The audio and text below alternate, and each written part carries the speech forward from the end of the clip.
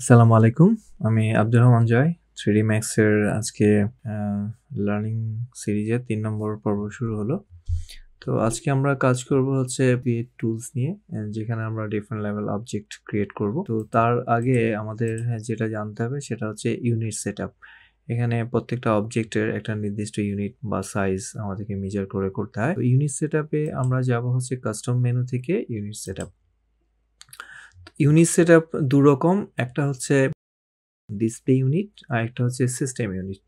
তো প্রথমে আসি আমরা ডিসপ্লে ইউনিট, যেটা মেট্রিক সিস্টেমসে যদি আমরা কাজ করতে চাই, এখানে আছে মিটার, সেন্টিমিটার, মিলিমিটার, কিলোমিটার। আর যদি আমরা ইউএস স্ট্যান্ডার্ড কাজ করি সেখানে হচ্ছে ফিট, ইঞ্চি, ডেসিমেল, ফিট, ডেসিমেল, ইঞ্চ।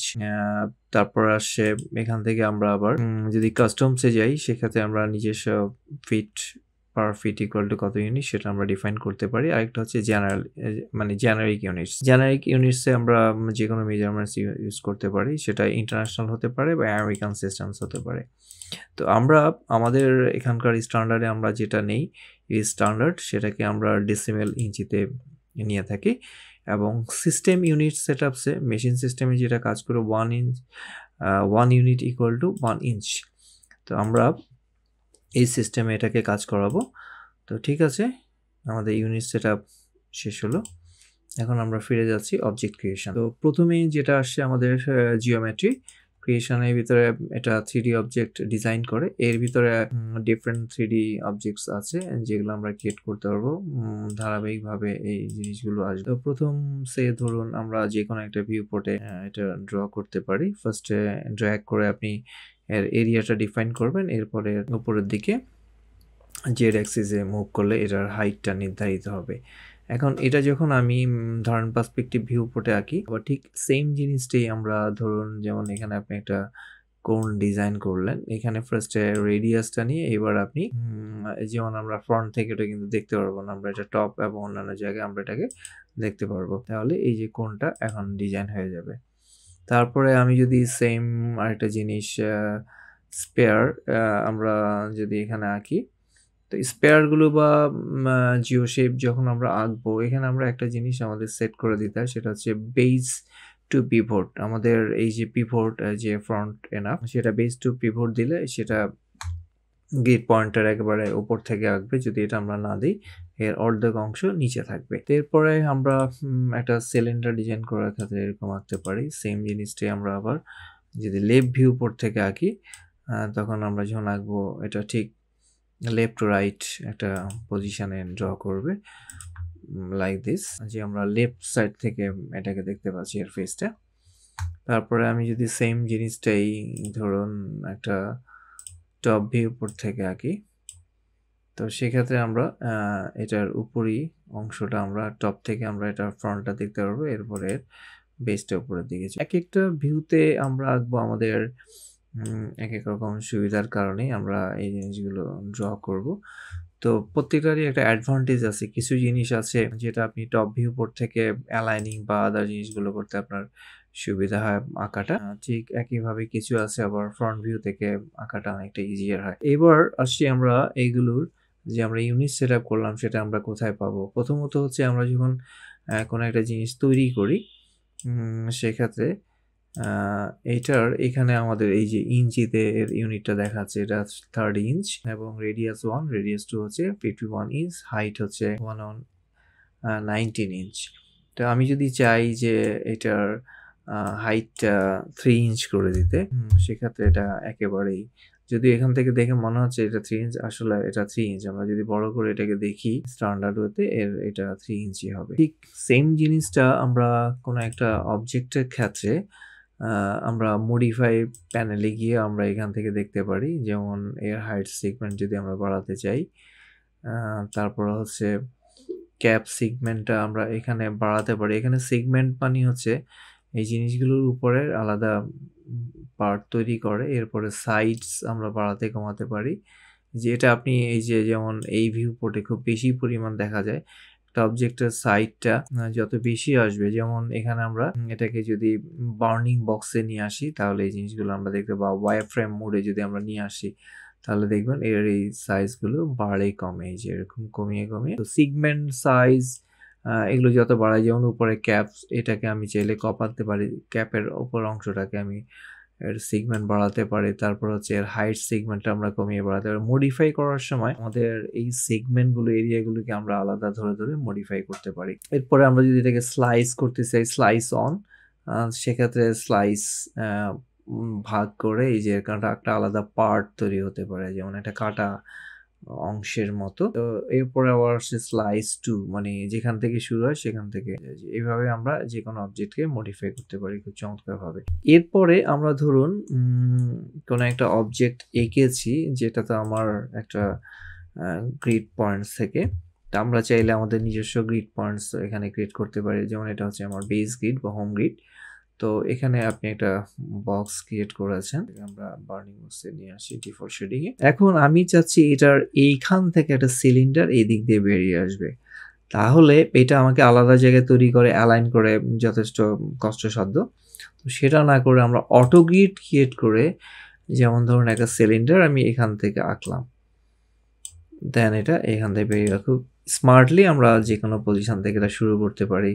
বা চাইলে আমি এটার উপরে একটা জিনিস আঁকবো, এখন এটার উপরে আমি যদি কিছু আঁকতে যাই, আমার যদি অটো গ্রিড অন থাকে তাহলে এটা সুবিধা, বাট এটা যদি আমি অফ করে দিই, আমি এর উপর আঁকতে গেলে অ্যাকচুয়ালি মূলত ও আসলে ওর পিছনে গিয়ে ড্র করে। হ্যাঁ, এটা ডিপেন্ড করে, এই অটো গ্রিড নেওয়াটা আমার হচ্ছে অ্যাডভান্টেজ আছে।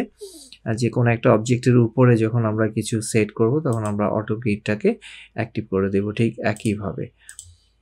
যেমন এখান থেকে আমি একটা কোণ ডিজাইন করব, এইটা এইসব ক্ষেত্রে আমাদের অটো গ্রিপটা খুব ভালো হেল্প করে। বাট এটা সচরাচর আমাদের এই ধরনের অবজেক্ট আঁকার ক্ষেত্রে এটা, বাট নর্মালি আমরা হোম গ্রিড থেকে কোনো কিছু যখন আঁকবো এটা অবশ্যই অন করবো। আর এই প্লেনটা হচ্ছে এখানে জাস্ট একটা ফ্লোরের মতো একদম পাতলা থাকে, এর জাস্ট হাইট আর উইথ আমরা মেজার করি, এর তেমন থাকে না। বাট এখানে সিগমেন্ট বাড়ানো কমানো যায়। এর এই যে ডেপথনেস, এটা এখানে দেখা যাবে না যতক্ষণ না আমরা ওয়্যারফ্রেম বেস করছি এটাকে। আমরা চাইলে এটাকে ফ্যাসেট মোডে করে দিতে পারি, আমরা চাইলে একে বার্নিং বক্স মোডে নিয়ে আসতে পারি, আমরা চাইলে এটাকে ফ্ল্যাট কালারে করতে পারি, ক্লে বিভিন্ন স্টাইলে এটা করা যায়, বা এজ ফেসেও এটাকে আমরা করতে পারি, এর এজটা কোন দিকে আছে। তো স্ট্যান্ডার্ড এখানে আমরা ওয়্যারফ্রেম মোডে করলে এই জিনিসগুলো খুব ভালো বুঝবো যে সেগমেন্টগুলো অ্যাকচুয়ালি কোন দিক থেকে আমার বাড়ছে হাইটের উইটের সাথে। যেভাবে এই সেগমেন্ট ধরে ধরে আমরা পরবর্তীতে বিভিন্নভাবে এটাকে মডিফাই করতে পারবো। ধরেন একটা কার্ভ আমরা প্লেন তৈরি করব বা একটা ফ্লোর, সেক্ষেত্রে আমাদের এই সেগমেন্ট যত বেশি হবে, এখান থেকে আমাকে এটা কার্ভ করাটা অনেকটা ইজিয়ার হবে। তো এখানে আরো যেসব অপশনস আছে, যেমন ধরুন আপনি একটা টিপ পট যদি এখানে ড্র করেন, আচ্ছা, যেমন ধরুন আপনি এর উপর ঢাকনাটা রাখতে চান না, তাহলে এর লিড বন্ধ করে দিতে পারেন, স্পট বন্ধ করে দিতে পারেন, এর হ্যান্ডেল বন্ধ করে দিতে পারেন। এখন এটা মাগের শেপ হয়ে গেছে। এরপরে আমরা যদি ধরুন এটাকে স্কেলিং করি, যে লম্বা করে দিব, এটা অন্যরকম একটা জিনিস চলে আসছে। তো এভাবে ডিফারেন্ট অ্যাঙ্গেলে, যেমন একটা চ্যাপ্টা, একটা ফ্লাওয়ার বাস আমরা ইজিলি তৈরি করে ফেলতে পারি। বা টোটালি দিলে আমাদের এটা অ্যাকচুয়ালি এই জায়গাটা আমরা স্কেলে যেটা করি, এটা আমরা পরবর্তীতে ক্লাসে করবো, আমরা স্কেলে এটাকে আমরা ভিউটা অ্যাকচুয়ালি বাড়ে, বাট এর অরিজিনাল রেডিয়াস বা অরিজিনাল সাইজে তেমন কোনো পরিবর্তন হয় না। এটা আমরা অ্যাকচুয়ালি স্কেল আপ করে আমরা এটা দেখছি, হ্যাঁ, বাট অরিজিনালি এটা তেমন বড় হচ্ছে না। তো এই হচ্ছে আজকে এই পার্ট। এরপরে আমরা আরও কিছু জিনিস শিখবো, তো সেটা আমরা দেখছি আর কি শিখতে পারি। তো এখানে আরও কিছু অবজেক্টস আছে, যেমন ধরেন এক্সটেন্ডেড প্রিমিটিভসে আরও কিছু অপশনস আছে, প্রচুর ধরনের ডিজাইন ওরিয়েন্টেড, যেমন হেদ্রা, একটা পিরামিড লাইক, এটার আবার ডিফারেন্ট স্ট্রাকচার আছে, এটা কিউবিক্স হতে পারে, এটা ধরেন ডিডস হতে পারে, এটা ধরুন স্টার লাইক হতে পারে।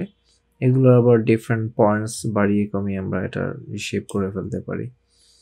এরপর আসছে টর্চ নব, যেরকম এটা নকগানি একটা গিটের মতো অংশ, তারপরে চ্যাম্পার, একটু কার্ভ ফেসড বক্স থাকে, যেমন একটু কার্ভ করা, অনেক সময় এগুলো রেডিমেড থাকে, আমাদের রেডিমেড তৈরি করতে হয়, বাট আমরা একটা নর্মাল বক্স বানিয়েও সেটাকে করতে পারি, বাট সময় সাপেক্ষ। বাট এখানে যেহেতু অবজেক্টটা রেডিমেডই আছে, সেক্ষেত্রে আমরা খুব সুন্দরভাবে এটাকে ডিজাইন করে ফেলতে পারি, একটা কার্ভ লাইক। এরপর আসে ওয়েল ট্যাঙ্ক। তো এরকম বিভিন্ন রকম অবজেক্টস আছে এখানে। এরকম যখন আমরা এর মাউস কল করব, এর আস্তে আস্তে শেপটা কার্ভ হয়ে আসবে। তারপর স্পান্ডেল,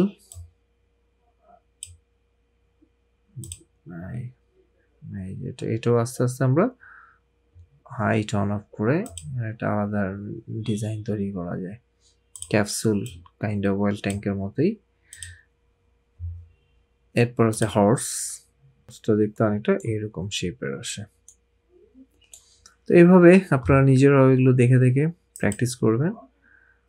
এরপর আরও কিছু কম্পাউন্ড সাবজেক্ট আছে যেগুলো আমাদের পরবর্তী সিরিজে আসবে আশা করছি। তো ঠিক আছে, আজকে এই পর্যন্তই। আপনাদের যদি কোনো কমেন্টস থাকে অবশ্যই কমেন্ট বক্সে জানাবেন, সেই সাথে লাইক শেয়ার তো থাকছেই। আশা করি পরবর্তী পর্বগুলো দেখবেন। এই সিরিজটা অনেক বড় হবে, কারণ 3D ম্যাক্স আসলে খুব ছোটোখাটো জিনিসটা বেশ বিশাল জিনিস। এটাকে সুই থেকে শুরু করে রকেট পর্যন্ত আমরা ডিজাইন করতে পারি। তো ঠিক আছে, সবাই ভালো থাকুন। আসসালামু আলাইকুম।